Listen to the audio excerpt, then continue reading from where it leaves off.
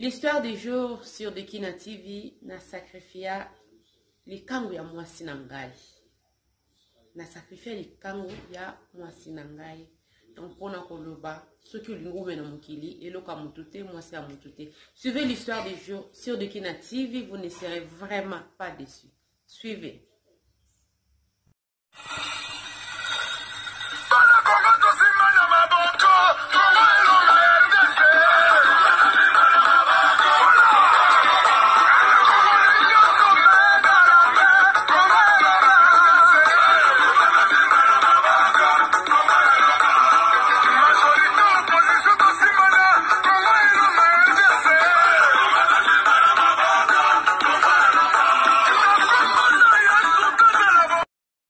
Bonjour, bonsoir, bonjour, bonsoir. Ça dépend l'heure à laquelle vous allez suivre la vôtre, la championne, notre Madi.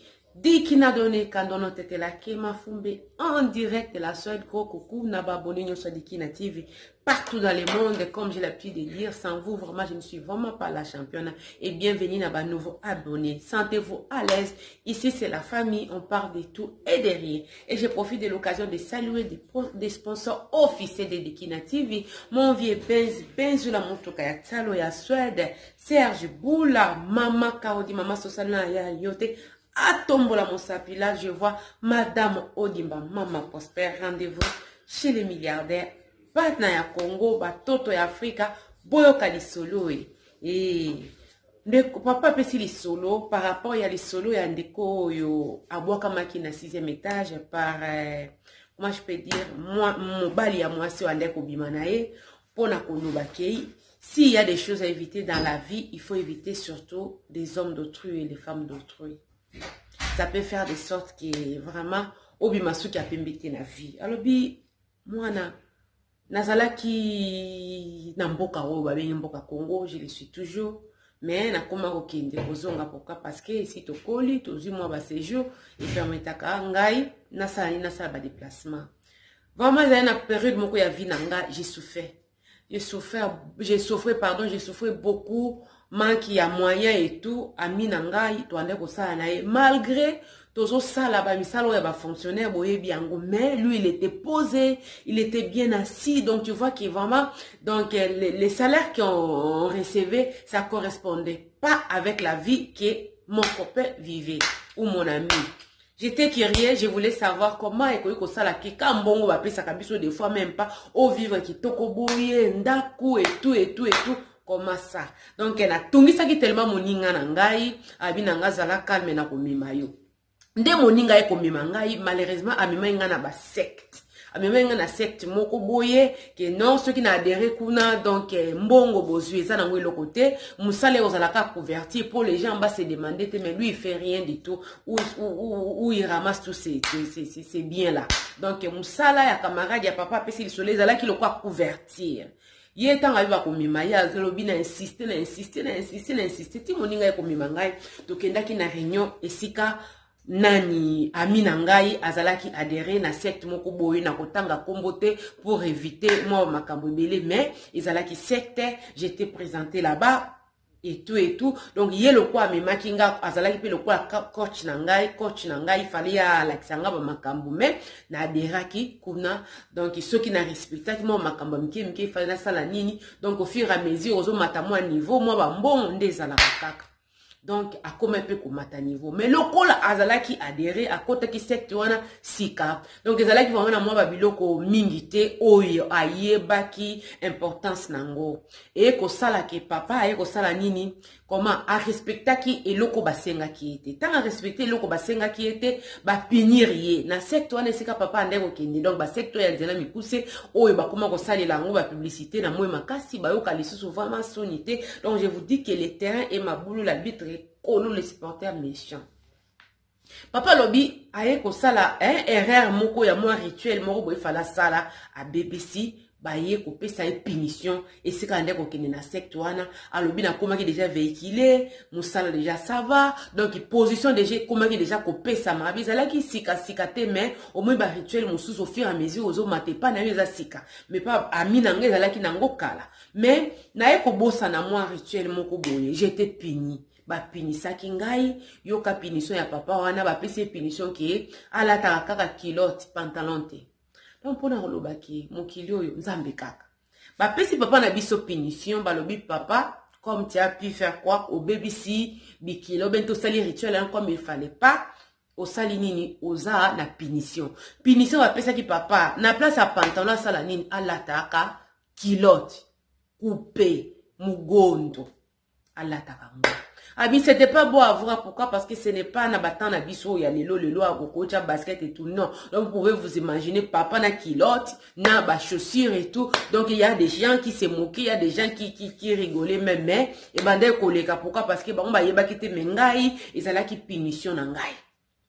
Alors bien ça qu'on a pas punition mo ba pesa ya miki même so moni na quartier papa moko azana mituke belé na lopango na mais akomi ko kende makolo wake azongi na ba transport commun eza ba sorte pe ba punition ya bongo ba pesaka batu na secte na bango kete yo tika no mituka mikolo ko tambola na makolo bente na transport commun. Donc mituko ya yo ko utiliser mo le souté yango bo mona même so voisin azana ba mituka 3 4 na ndako mais ayo kende makolo azozonga makolo eza ba gens ya ba punition bande ko pesa bango ba pesa pilisa bande ko sa nini ko lata kilote so ka linga longo la punition wana apesa makila apesa bomo ya jeune garçon apesa bomo ya jeune garçon. Alors malheureusement moi j'avais mis que 3 filles au monde nazalaki nanga na mwana mobalité lokola pe nazalaki penza duete na makambo yango camarade na ngai ndaye ko yebisanga parce que moi même j'étais vraiment hors de mon avis nzambe. Donc ngana ko lata ka kiloto vi nanga mobimba lokwa na kozala na mwana ko sacrifier te mwana donc vie ya jeune garçon na kozala ngo ko sacrifier te, cela veut dire que ngai na ko lata kilote vie mobimba. Nde muto amemaki amina lobi mais non o eza biloko amikie ce sont des choses oyo ilokote via bana via mwana mbalo kozwango avec trop de garçons à Kinshasa qui aiment de l'argent et tout, alors je vais faire comment? Nde camarade na yebisa lobi ke okosala mwasi na yo lokola donc nzoto ya mwasi na okosala ngo lokola temple. Papa a pesi lisolo abi j'ai demandé à mon ami je comprends pas na kosala nzota mwasi na nga temple na ndenge ni et puis pourquoi et comment abi oui okosala nzota mwasi na yo lokola temple donc ezala hôtel o ekotumbela yo mbeka. Vous voyez? Donc ils allaient tel que ça les au sacrifice les cambozo lukapo et longolo na etumbu oyo punition ba pesi. Nde basali bikila kila. Basaleli mwasi, asaleli mwasi na bikila kila. Donc asaleli ba incantation, asali ba incantation et tout et ko toucher mwasi, mwasi a comme quoi attirer kaka ba jeune garçon. Ah comme quoi attirer kaka ba jeune garçon. Ah bi c'est pour cela vous allez voir même chez nous au Congo, même en Afrique, il y a des jeunes garçons qui aiment sortir avec des femmes âgées. Donc, ce sont des puissances qui les attirent. C'est normal, ce n'est pas normal. Ce sont des puissances qui attirent. Pour faire quoi? Pour arracher et l'eau bazana besoin. Basali hôtel, nanzoto ya mwasi ya papa wana. Ceux qui le papa, donc il m'a pas donné les détails et c'est pas vraiment important aussi. Avec basali bikila kila basali o bakoka ko sala nzota moi c'est pour moi si papa na biso amemelaye makila mwana mobali vie à jeune garçon o basengi kuna na sort na nini na secte. Donc il fallait moi si ndaza la lokola donc asa lokola hôtel oya ko memela mobali na ye donc mbeka o basengaki. Mobali alobi siko na koyeba ndenge ni abi na koma koyeba na koma koyeba donc ezape mutu nyonso tote moi sinanga bimaki na ba garçon mais nzambe nda sara makam na ye mutu musa ko bima aleki na mutamu na bino mais asa na grâce à nzambe nzamba permettre te ke bozwaye abi à chaque fois ma femme allait avec des jeunes garçons donc ande ko yoka vibration na likolo azoyo kalikolezo ningana azoyo kalikolezo ningana donc il faisait tout asa nini azonga na ndako avant mwasi kwa ya koyamba mwasi na ye na ndako. OK kwa sa nini azo lokola ba print ya ndoto ya bana mibali wana azo ba print ya ba geno yo ba bimaki na mwasi na bi mais comment tu vas retirer ou prendre les empreintes après avoir ta femme a été avec quelqu'un d'autre, comment tu peux faire ça? Abi oui c'est faisable mais c'est pas faisable à l'œil nu. On est ça ba puissance ba occulte et puis ça ba incantation au sala. Abi oui ce qui mwasi na ye abimi na mobali mususu. Ce qui moi sina bimina mbali mosusu ayoka ngo lokola et lui colonner mbali les eaux vibrer donc ils ont signalé que non likambo ezosalema. Likambo ezosalema.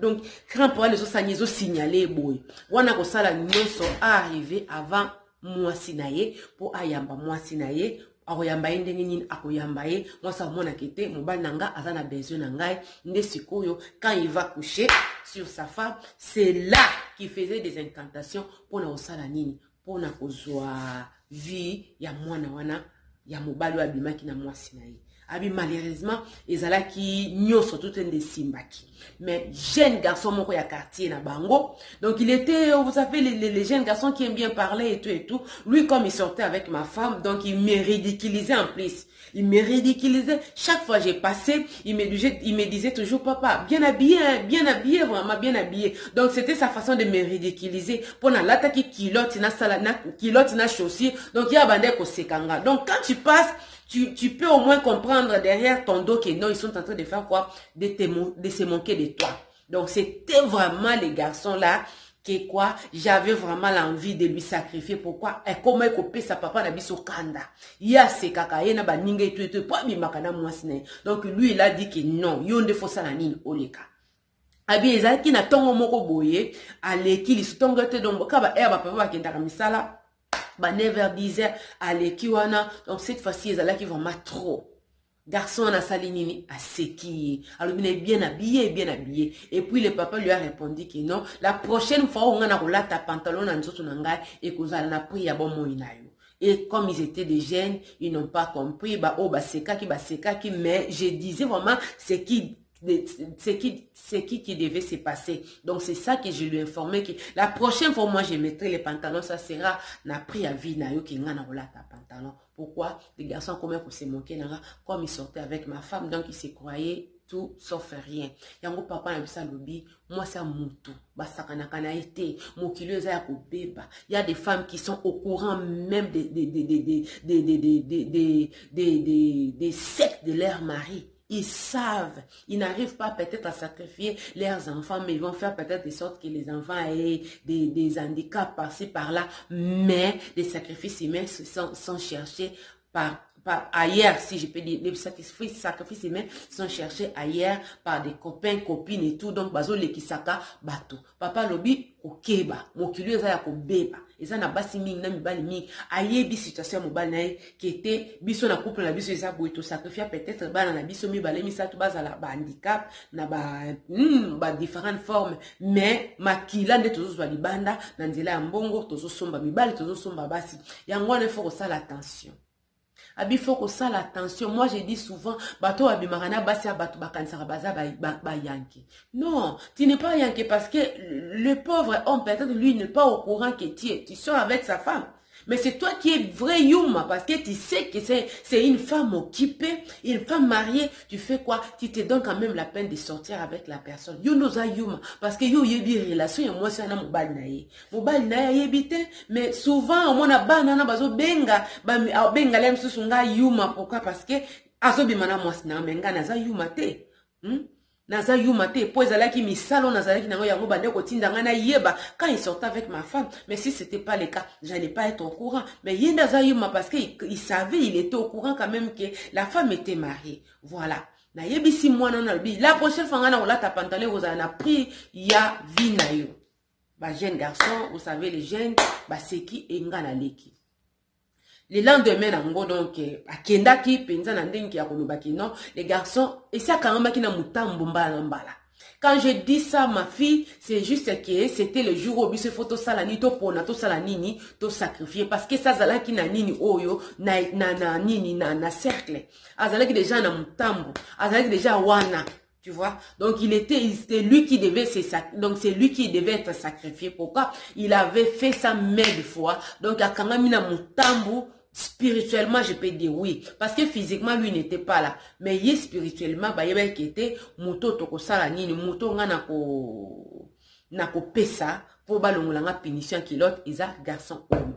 Donc c'était lui, oh, on a se manqué, na papa, na biso ko sekai, à chaque fois, on a kolika, na balabala. Donc voilà. Nde sikoyo bakei akei alobi kete azana mutu akosala nini akopesa Asana Muntu a coupé ça. Mais quand j'ai cité le nom, le garçon, malheureusement, il était aussi attaché. Donc, moi, je ne sais pas.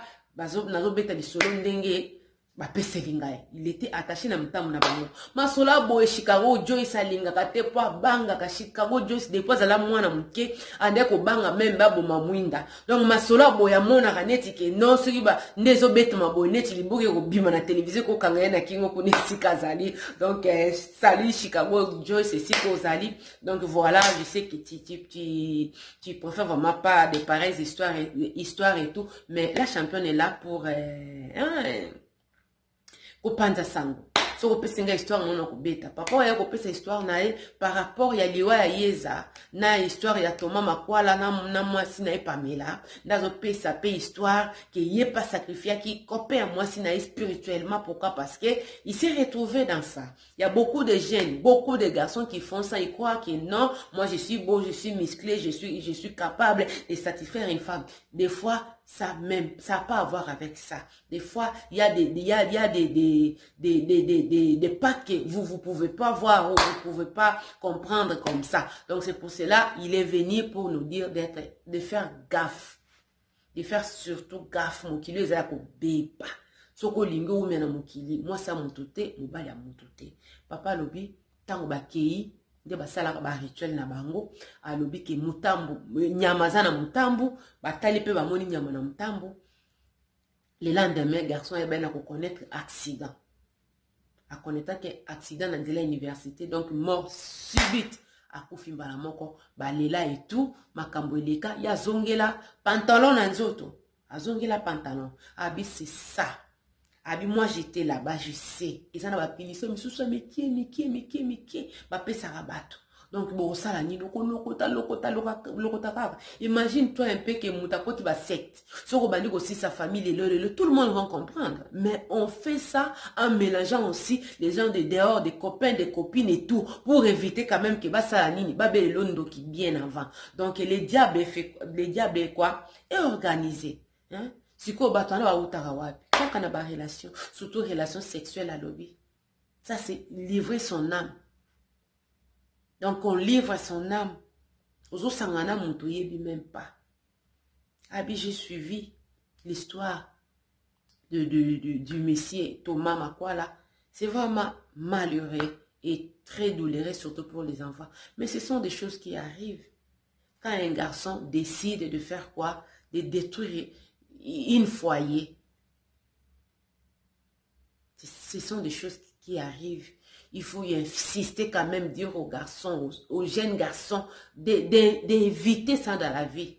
C'est comme si tu te coupes, donc tu mets ta main sur les rails.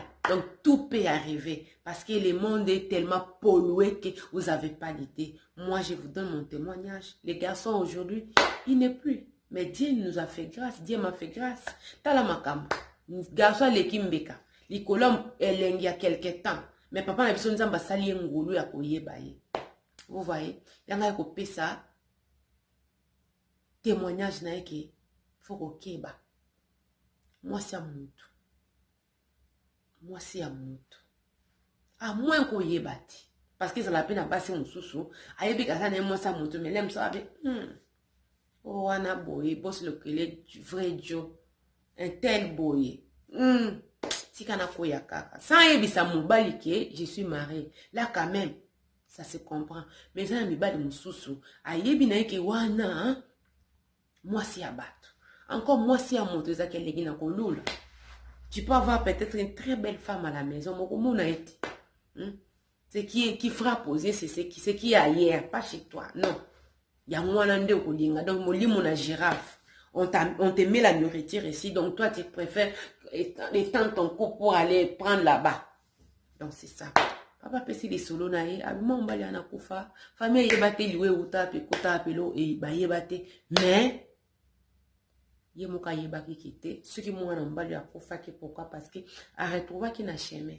Basala kabakisi wana oui, mais mutu nani fois na semence wana ya kindumba ya kubanga basi abatute o ya kutango sala banini mais incantation wana nde ko attirer. Ça tire pas tous les jeunes ou tout le monde. Non. Mais des gens particuliers, au bazar, des gens na semence wana, balinga kobimaka na basi ya bato. Bango wana de tango sali loka bon pour écouter na mutambo na bino.